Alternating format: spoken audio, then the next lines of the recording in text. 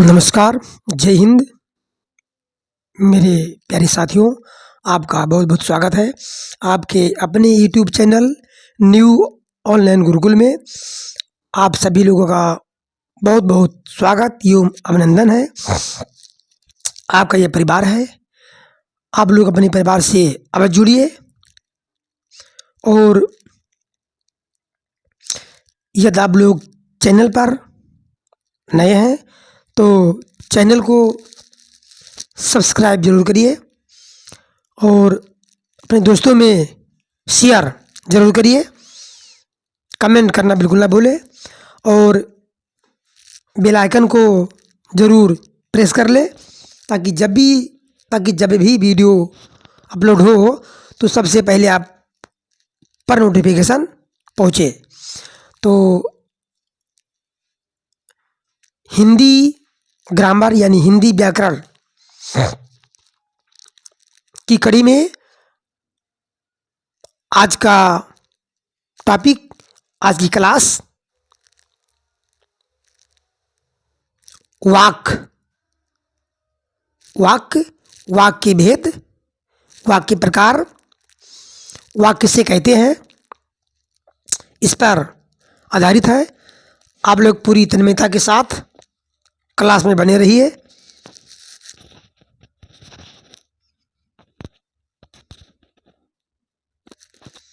एकदम क्लास को ध्यान से देखिए, समझिए और यदि वीडियो आपको अच्छा लगे तो अंत में अपने इस परिवार को यानी चैनल को सब्सक्राइब जरूर करिए। तो शुरू करते हैं आज की क्लास।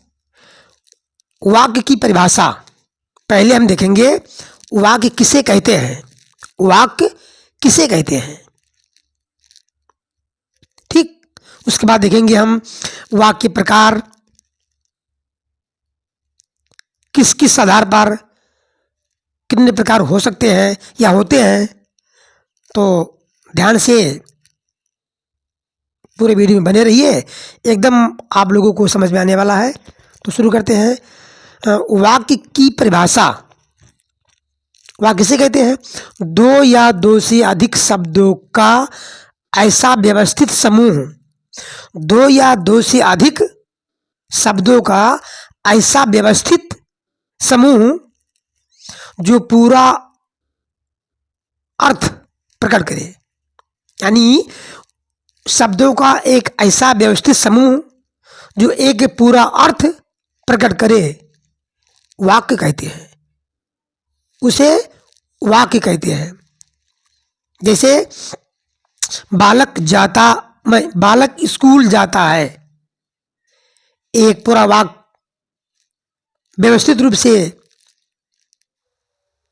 रखा हुआ है। जैसे बालक स्कूल जाता है, एकदम स्पष्ट है कि इस वाक्य से हमें क्या सूचना मिल रही है। ये पता चल रहा है कि बालक स्कूल जाता है। तो परिभाषा यही है वाक्य की कि दो या दो से अधिक शब्दों का ऐसा व्यवस्थित समूह जो एक पूरा अर्थ प्रकट करे, उसे वाक्य कहते हैं, ठीक। अब देखिए, कर्ता और क्रिया की दृष्टि से वाक्य के भेद दो होते हैं। कर्ता और क्रिया की दृष्टि से वाक्य के भेद दो। नंबर एक उद्देश्य, नंबर दो विधेय। अब उद्देश्य क्या है, विधेय क्या है? यानी वाक्य में कर्ता और क्रिया की दृष्टि से दो भेद होते हैं। पहला उद्देश्य, दूसरा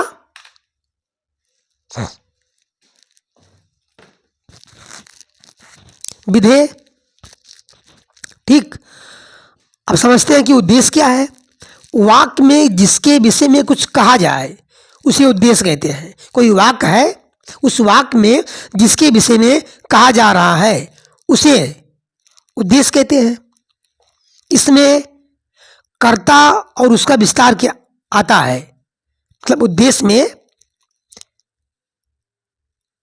कर्ता रहेगा और उसी का विस्तार रहेगा। एक बार पुनः देखिए, वाक्य में जिसके विषय में कुछ कहा जाए उसे उद्देश्य कहते हैं। जैसे इसमें कर्ता और उसका विस्तार आता है। अब आगे देखेंगे हम। विधेय नंबर 2 क्या है? विधेय, वाक्य में उद्देश्य के विषय में कुछ कहा जाए। उद्देश्य में था कि जिसके विषय में कुछ कहा जाए उसे उद्देश्य कहते हैं, लेकिन विधेय कैसे कहते हैं? वाक्य में उद्देश्य के विषय में कुछ कहा जाए, वाक्य में उद्देश्य के विषय में कुछ कहा जाए उसे विधेय कहते हैं। इसमें क्या होता है? इसमें क्रिया और क्रिया का विस्तार आता है। इसमें क्रिया और क्रिया का विस्तार आता है। अब देखिए एग्जाम्पल क्या है। जैसे राम ने रावण को मारा। राम ने रावण को मारा। अब ध्यान से देखिए, इस वाक्य में राम के विषय में कहा जा रहा है। क्या कहा जा रहा है? कि राम ने रावण को मारा। तो जिसके विषय में कहा जाए वो तो उद्देश्य होता है। तो ये आपका राम ने, ये क्या होगा? उद्देश्य। वाक्य में जिसके विषय में कुछ कहा जाए उद्देश्य है। तो राम के विषय में कहा जा रहा है कि राम ने रावण को मारा, तो राम ने क्या हुआ? उद्देश्य। करेक्ट। अब देखिए,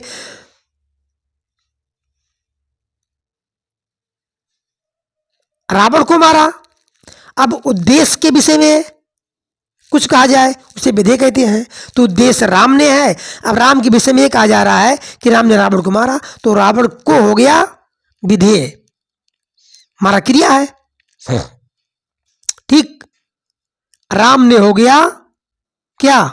उद्देश्य। और रावण को ये हो गया विधेय। एकदम स्पष्ट है, क्योंकि वाक्य में जिसके विषय में कुछ कहा जाए उसे उद्देश्य कहते हैं। तो राम के विषय में कहा जा रहा है तो राम ने उद्देश्य हो गया। और उद्देश्य के विषय में कुछ कहा जाए उसे कहते हैं विधेय। तो रावण को विधेय हो गया, क्योंकि ये राम के बारे में कहा जा रहा है, उद्देश्य के विषय में कहा जा रहा है। रावण को मारा तो रावण को हो गया विधेय और राम ने हो गया उद्देश्य। आगे देखिए, अब आ गया अर्थ के आधार पर वाक्य 8 प्रकार के होते हैं। अर्थ के आधार पर वाक्य 8 प्रकार के होते हैं। नंबर 1, विधानवाचक वाक्य। विधानवाचक वाक्य, जिन वाक्यों में क्रिया के करने, क्रिया पढ़ना, सोना, जागना, उठना, हंसना, ये क्रिया है। तो क्रिया के करने या होने का, क्रिया के करने मतलब काम हो रहा है, क्रिया काम कर रही है, क्रिया काम हो रहा है, और या क्रिया का होने का समान कथन रहता हो। क्रिया का होना रहेगा या क्रिया का करना रहेगा, उन्हें विधानवाचक वाक्य कहा जाता है। एक बार फिर देखिए, जिन वाक्यों में क्रिया के करने, क्रिया का करना यानी क्रिया काम कर रही है, पढ़ना, पढ़ रही है क्रिया, या होने का समान कथन रहता हो, क्रिया उस वाक्य में हो, उन्हें विधानवाचक वाक्य कहा जाता है। जैसे राधा पुस्तक पढ़ती है, तो पढ़ती है, पढ़ती क्रिया है, काम हो रहा है, राधा पढ़ रही है, क्रिया हो रहा है, और क्रिया है भी पढ़ना, काम हो भी रहा है और पढ़ना है भी, वाक्य में क्रिया भी है। तो राधा पुस्तक पढ़ती है, ऐसे वाक्य को क्या कहेंगे? विधानवाचक वाक्य। नंबर 2 देखिए, निषेधवाचक वाक्य यानी नेगेटिव सेंटेंस, निषेधवाचक, नहीं वाला वाक्य, जिन वाक्य में क्रिया के ना करने वहां था करने, विधानवाचक वाक्य में यहाँ क्रिया के ना करने या ना होने का सामान कथन रहता है, उन्हें निषेधवाचक वाक्य कहते हैं। जैसे राधा पत्र नहीं लिखती है, तो क्रिया है भी लिखना और क्रिया काम भी हो रहा है, क्रिया का लिखना हो रहा है, तो ऐसे वाक्य को क्या कहते हैं? निषेधवाचक वाक्य। तो स्पष्ट है कि इसमें नहीं हो, वो वाक्य कहलाता है निषेधवाचक वाक्य, यानी नेगेटिव सेंटेंस। अगला क्या है? प्रश्नवाचक वाक्य। इससे संबंध है, इससे स्पष्ट है कि जिन वाक्यों में कोई प्रश्न किया जाए, कोई वाक्य हो, उस वाक्य से यह मालूम हो कि इस वाक्य से प्रश्न किया जा रहा है, उन्हें प्रश्नवाचक वाक्य कहते हैं। जैसे क्या राम पुस्तक पढ़ता है? क्या राम पुस्तक पढ़ता है? इस वाक्य से पता चल रहा है कि इसमें प्रश्न पूछा गया है कि क्या राम पुस्तक पढ़ता है। ठीक।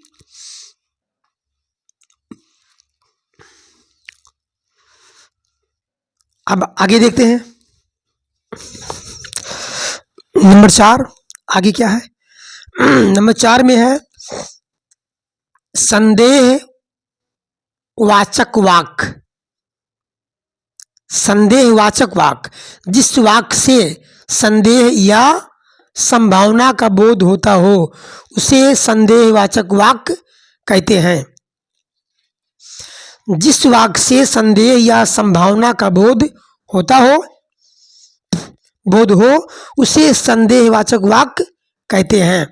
जैसे अब तक तो लड़के परीक्षा दे चुके होंगे। ऐसा वाक्य जिस वाक्य से संदेह का पता चले, उसे कहते हैं संदेहवाचक वाक्य। ठीक। आगे देखिए, संकेतवाचक वाक्य। इसमें क्या है? जिन वाक्यों में एक क्रिया का होना दूसरी क्रिया पर निर्भर हो। एक क्रिया का होना मतलब क्रिया कोई हो रहा है, पढ़ना, लिखना, दौड़ना, बोलना, एक क्रिया का होना दूसरी क्रिया पर निर्भर हो, उन्हें संकेतवाचक वाक्य कहा जाता है। जैसे वर्षा होती तो फसल अच्छी होती, मतलब वर्षा का होना किस पर निर्भर है? मतलब फसल का होना किस पर निर्भर है? वर्षा पर। वही कहा जाए, इसमें है परिभाषा में कि एक क्रिया का होना दूसरी क्रिया पर निर्भर हो। यदि वर्षा नहीं होती तो फसल अच्छी नहीं होती। जहां ऐसा वाक्य आ जाए, यूं समझिए कि संकेतवाचक वाक्य वो है। अब पेपर में कैसे आता है? लिख देगा कि संकेतवाचक वाक्य निम्न में से कौन है। अब जहां दो क्रिया दिखाई दी होगी, यानी एक क्रिया का होना दूसरी क्रिया पर निर्भर हो, समझिए वही संकेतवाचक वाक्य है। बस अगला देखिए, इच्छावाचक वाक्य। जिस वाक्य से वक्ता की इच्छा का बोध हो, आशा का बोध हो, शुभकामना, आशीर्वाद आदि का बोध हो, उसे इच्छावाचक वाक्य कहते हैं। इच्छा का बोध हो, आशा, शुभकामना, आशीर्वाद। जैसे ईश्वर तुम्हें सफलता प्रदान करे, भगवान करे तुम्हारी उम्र लंबी हो, ईश्वर करे तुम परीक्षा में अच्छे नंबर से पास हो जाओ, आशीर्वाद यह है। तो ऐसे वाक्यों को क्या कहते हैं? इच्छावाचक। साथ में क्या है? आज्ञावाचक वाक्य। जिन वाक्यों से आज्ञा, अनुभूति, अनुमति या अनुरोध का बोध हो। जिस वाक्य से आज्ञा का बोध हो, अनुमति का या फिर अनुरोध का, उन्हें आज्ञावाचक वाक्य कहते हैं। जैसे तुम यहां से बाहर चले जाओ, ये क्या है? आज्ञा है। क्या मैं अंदर आ सकता हूं? यदि आपकी अनुमति हो तो मैं अंदर आ जाऊं, यह है क्या? अनुमति। अनुरोध मेरी आपसे प्रार्थना है कि मेरे यह काम करवा दीजिए। यह अनुरोध है। मतलब इस वाक्य से अनुरोध का भाव प्रकट हो, अनुमति का भाव प्रकट हो, आज्ञा का भाव प्रकट हो, उसे कहते हैं आज्ञावाचक वाक्य। ठीक, आगे देखिए, विस्मयादि वाचक वाक्य, जिन वाक्यों से विस्मय, हर्ष, शोक आदि का भाव प्रकट हो, उन्हें कहते हैं विस्मयादि वाचक वाक्य कहते हैं। जैसे वाह क्या सुंदर फूल खिले हैं, इसमें क्या हो रहा है? विस्मय हो रहा है, आश्चर्य हो रहा है। वाह, वो तो सफल हो गया। विस्मय, हर्ष, शाबाश, वेल डन, तुम परीक्षा में पास हो गए, हर्ष है, खुशी की बात है। शोक, क्या करे भाई, वो तो परीक्षा में असफल रहा, इसमें शोक दिखाई जा रहा है। बड़े दुख की बात है कि वो बीमार है। कहने का मतलब जिस वाक्य से शोक का, हर्ष का, विस्मय का भाव प्रकट हो, उन्हें विस्मयादि बोधक, विस्मयादि वाचक वाक्य कहते हैं। अरे ये क्या हो गया, विस्मय इसमें दिख रहा है, आश्चर्य। तो मुझे उम्मीद है कि वाक्य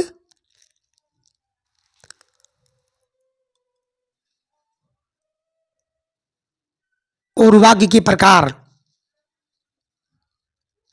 अर्थ के आधार पर वाक्य 8 प्रकार के होते हैं। आप लोगों ने इस क्लास में पढ़ा ढंग से। मुझे उम्मीद है कि आप लोगों को ये 8 प्रकार के वाक्य समझ में बिल्कुल आ गया होगा। अब अगली क्लास में और वाक्य प्रकार हैं अर्थ के आधार पर, उसको हम पढ़ाएंगे, सिखाएंगे। और तब तक के लिए आप लोग खुश रहिए, मेहनत करते रहिए। फिर मिलेंगे हम अगले वीडियो में। तब तक के लिए आप सभी को शुभकामना। और यदि वीडियो आपको अच्छा लग रहा है, अच्छा है, और इससे आप लोगों को कुछ भी यदि लाभ मिल रहा हो, तो आप अपने चैनल को, न्यू ऑनलाइन गुरुकुल को सब्सक्राइब जरूर करिए और बेल आइकन को प्रेस जरूर करिए, ताकि जब भी वीडियो अपलोड हो तो आप तक सूचना सबसे पहले पहुंच जाए। तो फिर मिलेंगे हम अगले वीडियो में। तब तक के लिए जय हिंद, जय भारत, नमस्कार।